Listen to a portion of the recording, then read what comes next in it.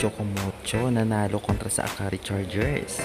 Kat Tolentino, si Serundina at Isa Molde. Pinalabas ang galing ni Dina Wong. Yan po ang ating pag-uusapan. Kaya before that, don't forget to like, comment, and subscribe, and pahit the notification bell para lagi po kayong updated sa aking mga bagong gawang video about sa volleyball dito sa Pilipinas. Nanalo nga ang Chocomocho Flying Titans kontra sa Akari in 3 straight sets, mga scores na 23-25, 21-25 at 19-25. Sa pangunguna ito na talaga namang napakagaling na si Cici Rondina, Isa Molde at Kat Tolentino. At hindi ito magagawa kung wala ang playmaker nila na si Dina Wong. Very effective din dito itong si Madayag at Tang Ponce belang depensa. Samantala kahit talo nga ang Akari Chargers ay ipinamalas pa rin ang galing dito ni Dindin Santiago Manabat, Faith Nisperos at Fifi Sharma. Ganun pa man ay nagpakita pa rin ang galing dito ang Akari Chargers kahit talo sila. And congratulations sa Chocomocho Flying Titans. Dahil nga dito ay malaki ang chance nilang makapasok ng semifinals o top 4. At dahil dito ay tataas ang kanilang ranking upang